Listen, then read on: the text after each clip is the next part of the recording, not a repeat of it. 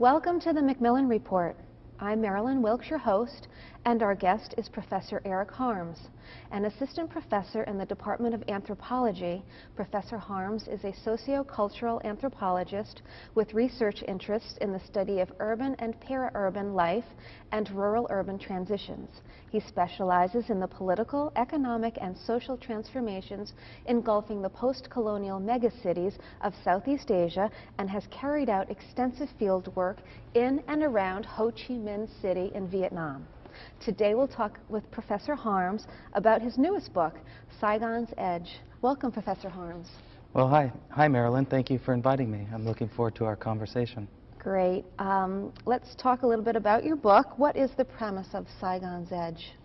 Well, Saigon's Edge is my first book, and as a young anthropologist, I decided that one of the most important things I need to do in this book is really express my commitment to ethnographic description. So the book actually has 3 projects in it. The most important being the first is really just a simple, straightforward ethnographic description of life on Saigon's Edge, which is the shorthand I use to describe the rural-urban transition zone on the outskirts of Ho Chi Minh City. The second project that I have in the book is really to explore what I conceive of as the intersection or the interplay between ideological conceptions and configurations of the rural and the urban as ideal categories, and the everyday realities and everyday practices of people who live in this city.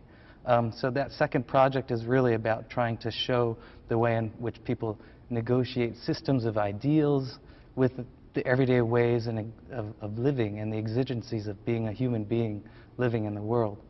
And the third project is, as all theoretical works must be in some sense, is an engagement with contemporary urban studies theory. And I try to use the case of Ho Chi Minh City and the ways in which these people negotiate their lives on the urban margin as a contribution to some of the recent work that's been carried out in other cities around the world, and to try to discover what's particularly Vietnamese about this case.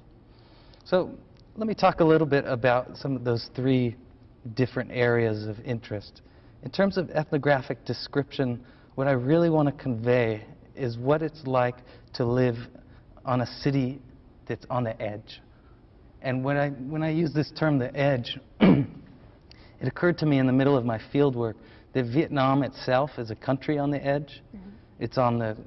It's often portrayed as the next frontier in emerging capitalist markets. It's on the edge of socialism, the edge of capitalism. It's as the Vietnamese government describes it, it's a market economy with a socialist orientation. Mm-hmm. And so what I'm really trying to get to is use the study of everyday life in the city to describe what it means to live on the edge of an economic transformation in that sense.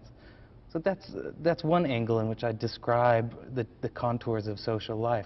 But to get to that, you really need to get into people's lives. And so I looked to the edge of the city as a way to describe, in some sense, in a microcosm, the experience of living on the edge, both as a nation as a whole and the spatial edge of a city. And I see it as a very interesting place. For example, let me give you a few examples. You have rapid transformation of urban land use. So what was formerly rice-producing fields or vegetable farms will nowadays be the site of the actual insertion of capital in the form of new factories, Korean, Taiwanese-owned shoe factories, places that are making industrial webbing for export, and the real insertion of export processing zones that one sees in this rapidly expanding economy really takes place on the edge of the city itself.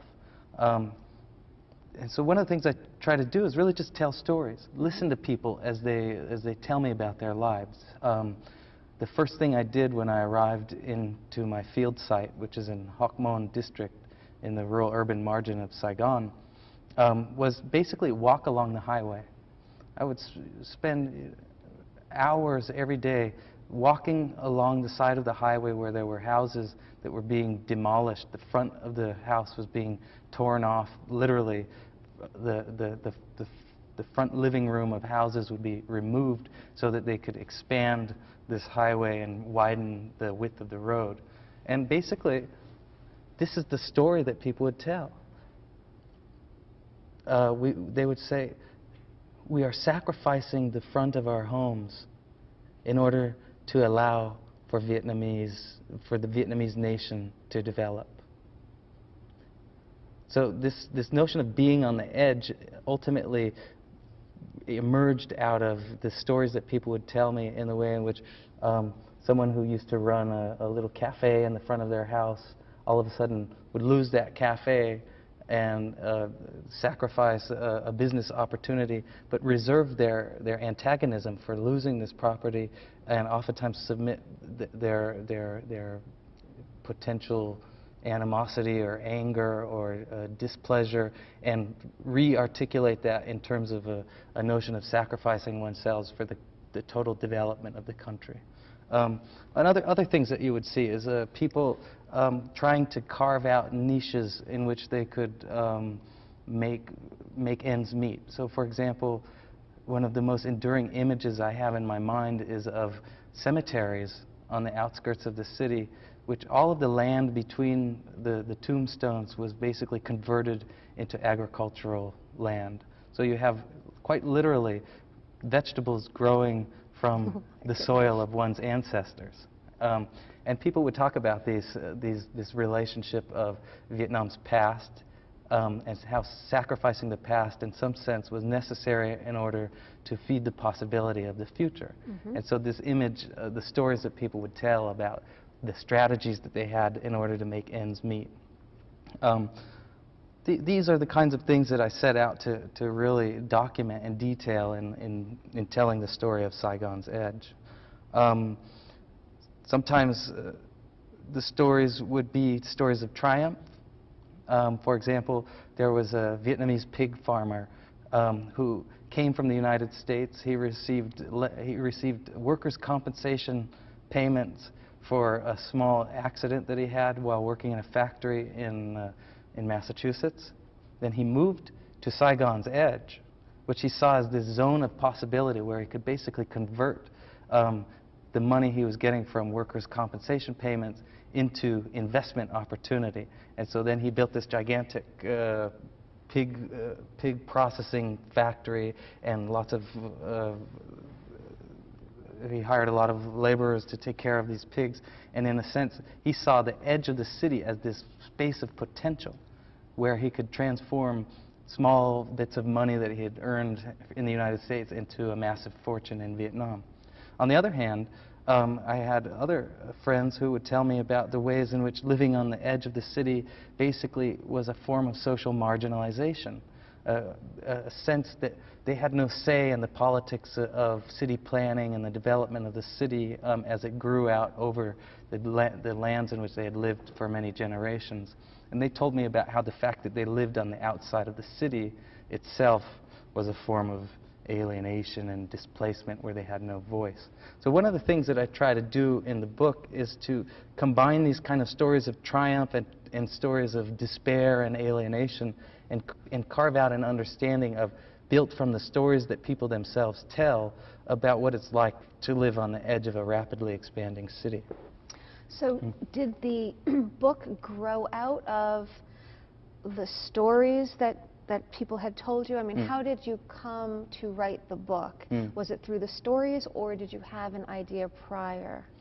Well, there's always a little bit of a give and take, and you know, I was interested in Vietnam, and I was interested in notions of the rapid economic transformation that's taking place there, and thinking of a way to have an ethnographic approach to understanding that.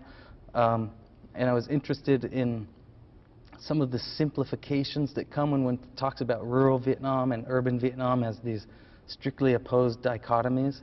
And so looking into the edge, I saw it as a place where all the simplifications are blurred in some sense. So that brought me to the edge of the city, and a place, as I said, I wanted to study a place that had one foot in the country and one foot in the city. as a place to really look at urbanization in process. And also a place that I could go back to over time. And well, today it's in the countryside. 5 years from now, it will be partially in the city. In 10 years, it'll probably be another suburb of the city itself. So that got me interested in this particular site. But as an anthropologist, one of the things that really made it difficult for me to come in with preconceived conceptions is I expected everyone to be angry, you know, to feel cheated or like as victims of some kind of large-scale process of capitalization or, you know, the transformation of their livelihoods and things. But I found that, in fact, people weren't angry. They had a much more complex reaction to the transformations taking place. So that's where the stories had to inform the way I understood what I was seeing. And the stories actually, the stories themselves are often quite banal or quite simple. There's nothing dramatic. There's no story of, you know, a very strange phenomenon. There's no ghost stories. There's no outrageous forms of exploitation or corruption. There are stories of minor grievances, minor issues, or minor complications that add up to a sense of negotiation and navigation of life on the outer city districts. Now, as I started to hear people talk, one thing did emerge, though, is that, and this is the next premise of the book in some sense, trying to understand the idea of symbols and how a city takes on a symbolic meaning. One of the things I was really interested in is how, even though the city is growing rapidly, and the places that were formerly agricultural are really just new urban sectors of the center city, are still conceived of in strict terms that differentiate the rural from the urban. Now, in urban studies theory, people talk about Southeast Asian cities, and there's all kinds of geographers and anthropologists who have invented new terms to describe these kind of places. A famous term is called the desa kota, which is an Indonesian term that combines the words for country and city. It's a kind of country-city zone, right? And this is what you see here on the outskirts of Ho Chi Minh City. But the people who live there, they never refer to some kind of anomalous space. They refer to either the inside of the city or the outside of the city, the urban zone or the rural zone. And so I was very fascinated by the way in which, despite what we might call empirical or objective transformations of the landscape, nevertheless people would hold on to very discrete categories that ordered things into what in the social sciences we would think as a kind of old-fashioned binary oppositions, which is reminiscent of early structuralism or something that often social scientists are now quite skeptical of these simple categories of opposition. Nevertheless, as an anthropologist, you can be skeptical of categories, but you also have to listen to the stories people say and that the ways in which people articulate the way they see the world. And so for me, it was quite fascinating to say, why are people thinking in terms of inside and outside when these differences are obviously so blurred in everyday life? So I started to think, what is a model for this? And this ultimately became the theoretical intervention of the book in some sense, where I recognized that the model for inside and outside that one sees laid out on the spatial organization of Ho Chi Minh City is actually analogous and very parallel and very similar to the model of kinship organization that you see in the way in which Vietnamese families are organized. So let me give you an example. In Vietnamese kinship, there's a patrilineal ideal, which is based on the inner lineage. So if you're a member of a patriline, you're inside the lineage. And in Vietnamese, it's ben nội. Nội means inside.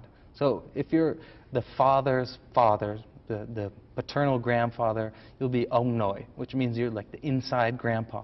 If you're the mother's father in a family, you would be ông ngoại, which means the outside grandpa. So in the spatial conception of a kinship relationship, in the ideal form, you have this notion that there's an inside and an outside.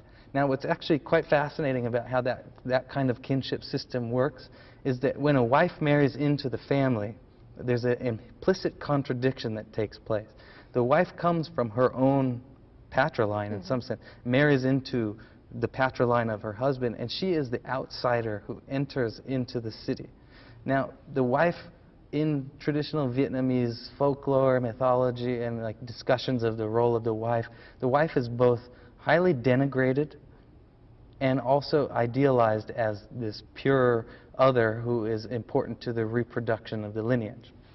So what's very fascinating, it gets complicated. Yes, I bet. But, so you have a very simple contradiction, actually. The wife comes from the outside, and her job is to reproduce the inside. But the inside both denigrates and valorizes the wife. Now, if we look at the city, the way people conceptualize the city, it's exactly the same. The outer city districts are both simultaneously seen as the wasteland of the city, the place where you put polluting factories, and all these kind of dangerous elements of the outside are often symbolically associated with the outside of the city. But it's also the place where agriculture and all of the fresh foodstuffs of the city come in. It's also sometimes called the la foy, which means the lungs of the city. So in the idealized symbolic understanding of the relationship of the inside of the city and the outside of the city, it's actually structurally very similar to the relationships in kinship. So this was interesting to me. I didn't know what to do with it. But ultimately what I realized was if we look at kinship and the way in which people navigate kinship relations, we see that people are constantly transgressing ideals. For example, there's this contradiction, the role of the wife to reproduce. She's supposedly denigrated, all these things, and she's also idealized. But in real everyday practice, people's families are much more complex. And there's actually an oscillation between this patrilineal ideal model and a bilateral model of kinship that really valorizes the wife's side of the family as well, and actually opens up kinship relations to a wide swath of all potential family relations. So there's the notion of the inside as the ideal, but there's also a simultaneous valorization of the outside. But they're posed, when you look at them in ideal terms, they're posed as oppositions. They seem like a contradiction. But in fact, in all studies of Vietnamese kinship, people realize that most Vietnamese social actors, in reality, oscillate between these two forms. What it does, that oscillation, it allows one to capitalize on both the advantages of a kind of strong-rooted patriline that's grounded in space. Like, for example, a patriline also has land and property. You're located in space. You have a kind of permanent home address, right? But when your outside relations are often spatially mobile, not fixed in place, and and they have very little history attached to them. But they spread out across territory. You could find members of the outside in California or in France, well dispersed across territory. In creating very strict dichotomies of inside and outside, people are able to create spaces of potential movement that actually allows them to generate power, both symbolic and also very real material capital through this oscillation between space. So for example, the pig farmer who I mentioned, the guy who got money from his workers' compensation payments in the United States, took that money, invested it in the outer city districts of Ho Chi Minh City. He's actually able to enact a form of oscillation where he takes advantage of the outer city districts as a site of sort of cheap land, but he's able to create a notion of his own self and his own lineage, which is rooted in a more discrete, bounded entity. So he's able to oscillate between generating capital in one place outside of Vietnam, but also to insert that capital into the rural-urban margins and actually generate a certain productivity out of that relationship. So how does Saigon's Edge fit into the other work you've done in Vietnam? Well, one of the things that I've been trying to do in all of my work in Vietnam is, one is to understand there's these large structural processes, right? You have globalization, urban transformations, you have, rapid expansion of cities that's taking place all over the world, right? So one of the things I'm trying to do here is to really find what's Vietnamese about this. So that's one of the reasons why I'm trying to explain some of these possibilities through a Vietnamese kinship model. I could just say it's, well, it's just the imperatives of capital, right? To expand outward and occupy more and more territory. And, you know, some people call it the obliteration of space through time that takes place in rampant global capitalism. That's one element, but there's also, it's different than Cochabamba, Bolivia. It's different than Lagos. It's different than other cities where these processes are taking place. So that's one thing. The other thing I'm really interested in is the link between symbolic meaning of space, the way in which space takes on certain sensibilities and meanings, and the material ramifications of that. So, for example, if we look at the symbolic relation of inside and outside in Vietnamese cities, we can study that as a kind of symbolism, you know, that's linked to certain ideas of cosmologies and things like that, yin and yang metaphors and things of that are quite prevalent in Vietnamese thinking. But we can also look at the very particular effects of those symbolic reckonings that transform, like quite literally, like the value of real estate, the ability of people to generate capital, the way in which people comport their bodies to represent themselves as peasants when they walk into the city in order to sell goods. That has a kind of symbolic value, but it also generates economic capital as well.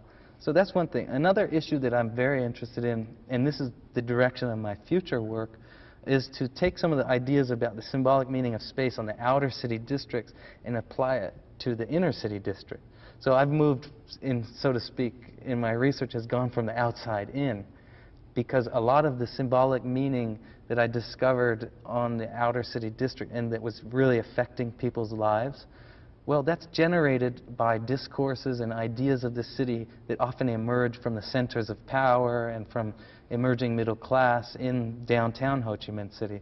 And so my new project is to create what I call a map of the spatial divisions of labor in Ho Chi Minh City, to really create an ethnographic map that emerges from interviews and stories and working with colleagues at the University of Social Sciences and Humanities in Ho Chi Minh City, to create a map of the way in which different districts in the city are attributed certain symbolic meanings and how that relates to the actual productive activity that takes place. Like a working class district all of a sudden becomes a place where there's a lot of motorbike repair shops, or a fancy district has lots of high-end cafes and discos and things. But like to really systematize what at this point are sort of relatively anecdotal observations about the city, but systematize it and understand how all of these places are intermixed and interlocked with each other in a kind of large-scale division of labor. Other things, studying civilizational discourse, the way in which there's a rhetoric of civilization, it's called Văn Minh in Vietnamese, which is often used to legitimize the displacement of large sections of the population from certain parts of the city. And oftentimes, what I argue is that basically the discourse of Văn Minh, of civilization, is a kind of a veiled system of privatization, basically. Okay. Well, all very interesting. Thank you very much for being here with us today and sharing some of your work. Well, thank you very much. I've enjoyed talking about this. Great. For more information about Professor Harms and his work, including his book, Saigon's Edge, please visit our website at yale.edu/Macmillan Report. Please be sure to join us again for another episode of the Macmillan Report, made possible through funding from the Whitney and Betty Macmillan Center for International and Area Studies at Yale. Great.